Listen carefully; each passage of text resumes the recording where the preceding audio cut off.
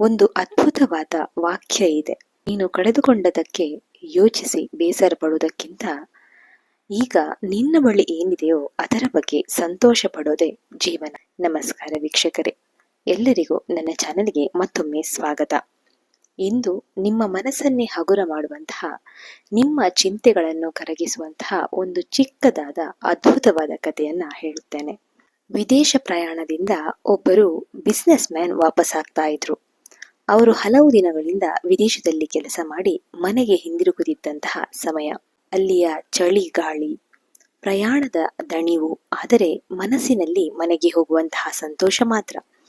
ಏರ್ಪೋರ್ಟಿಂದ taxi ಹಿಡಿದು ತಮ್ಮ ಕಾಲೋನಿಗೆ ಬರ್ತಾರೆ. ಮನೆಗೆ ಹತ್ತಿರ ಬಂದಾಗಲೇ ಏನೋ ವಿಚಿತ್ರ ಜನರ ಗುಂಪು, ಸದ್ದುಗದ್ದಲ, ಹೊಗೆ.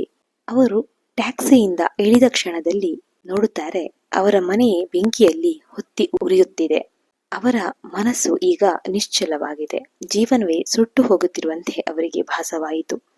ಎಷ್ಟು ವರ್ಷಗಳ ಪರಿಶ್ರಮ, ಎಷ್ಟು ವರ್ಷಗಳ ಸಂಗ್ರಹ, ಎಷ್ಟೊಂದು ಕನಸುಗಳು ಅವರ ಕಣ್ಮುಂದೆಯೇ ಹೊತ್ತಿ ಉರಿತಾ ಇದೆ. ಅವರ ಮನೆಯವರೆಲ್ಲರೂ ಹೊರಗೆ ನಿಂತಿದ್ದಾರೆ, ಘಟನೆಗೆ ಬೆಚ್ಚಿ ಬಿದ್ದಿದ್ದಾರೆ. ಅವರು ಅಳುತ್ತಾ ಹೇಳ್ತಾರೆ, ನಾನು ಹಲವಾರು ವರ್ಷಗಳಿಂದ ದುಡಿದು ಕಟ್ಟಿದಂತಹ ಮನೆ ಇವತ್ತೆಲ್ಲವೂ ಸುಟ್ಟು ಹೋಗ್ತಾ ಇದೆ.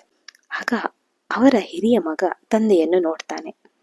ಪಪ್ಪ, ಶಾಂತವಾಗಿರಿ, ಆತಂಕ ಪಡಬೇಡಿ ಅಂತ ಕರೆದು ತಂದೆಯ ಜೊತೆ ಅವರ ಮಗ ಹೇಳ್ತಾನೆ, ಪಪ್ಪ, ನೀವು ವಿದೇಶಕ್ಕೆ ಹೋಗುವಾಗ ನಾವು ಈ ಮನೆಯನ್ನು ಮಾರಿಬಿಟ್ಟಿದ್ದೇವೆ. ಆಗ ಅಷ್ಟು ಹೊತ್ತು ಅಳ್ತಾ ಇದ್ದಂತಹ ಅವರು ತಟ್ಟನೆ ಶಾಂತವಾಗಿ ಬಿಡ್ತಾರೆ. ಅವರ ಅಳು ನಿಂತು ಹೋಗುತ್ತೆ. ಮುಖದಲ್ಲಿ ಏನೋ ವಿಚಿತ್ರ ಸಮಾಧಾನ ಆವರಿಸುತ್ತೆ. ನೋಡಿದ ಜನರಲ್ಲಿ ಅಚ್ಚರಿ, ಇಷ್ಟು ದೊಡ್ಡ ನಷ್ಟವಾಗಿದೆ, ಆದ್ರೆ ಇವರು ಯಾಕೆ ಈಗ ತಕ್ಷಣ ಶಾಂತವಾದ್ರು? ನಂತರ ಸ್ವಲ್ಪ ಹೊತ್ತಾದ್ಮೇಲೆ ಇನ್ನೊಬ್ಬ ಚಿಕ್ಕ ಮಗ ಬರ್ತಾನೆ. ಹತ್ತಿರ ಬಂದು ಅವನು ಕೂಡ ಆಶ್ಚರ್ಯಪಟ್ಟು, ಪಪ್ಪ ಏನಾಯ್ತು, ಯಾಕೆ ಅಳುವುದನ್ನು ನಿಲ್ಲಿಸಿದ್ರಿ ಅಂತ ಕೇಳ್ತಾನೆ. ಆಗ ತಂದೆ ಹೇಳ್ತಾರೆ, ನಿನಗೆ ಈ ವಿಷಯ ಗೊತ್ತಿರ್ಬೇಕಲ್ವಾ? ಈ ಮನೆಯನ್ನು ಬೇರೆಯವರೊಬ್ರು ಖರೀದಿಸಿದ್ದಾರೆ ಅಲ್ವೇ? ಮನೆ ಸುಟ್ಟರೂ ಅದು ನಮ್ಮದಲ್ಲ, ನಾವು ಅದರಿಂದ ಏನನ್ನೂ ಕಳೆದುಕೊಳ್ಳಲಿಲ್ಲ ಅಂತ ಅವನಿಗೆ ಸಮಾಧಾನ ಮಾಡುತ್ತಾರೆ. ಅವನು ಹೇಳ್ತಾನೆ, ಹೌದು, ಒಬ್ರು ಈ ಮನೆನ ಖರೀದಿಸಿದ್ದಾರೆ, ಆದ್ರೆ ಅವರು ಇನ್ನೂ ನಮಗೆ ಹಣವನ್ನು ಕೊಟ್ಟಿಲ್ಲ. ಅದೇ ತಂದೆ ಮತ್ತೊಮ್ಮೆ ಬೇಸರ ಪಟ್ಟುಕೊಳ್ಳಲು ಶುರು ಮಾಡ್ತಾರೆ. ಈ ಕಥೆಯಲ್ಲಿ ಒಂದು ಮುಖ್ಯವಾದ ಸಂದೇಶ ಇದೆ. ಈ ಜಗತ್ತಿನಲ್ಲಿ ನಮ್ಮ ದುಃಖ, ನಮ್ಮ ಚಿಂತೆಗಳ ಮೂಲ ಏನು ಗೊತ್ತಾ? ಯಾವುದನ್ನು ನಾವು ಅತಿಯಾಗಿ ಪ್ರೀತಿಸುತ್ತೇವೋ ಅದರಿಂದ ನಮಗೆ ನೋವಾಗುವುದು ಖಂಡಿತ.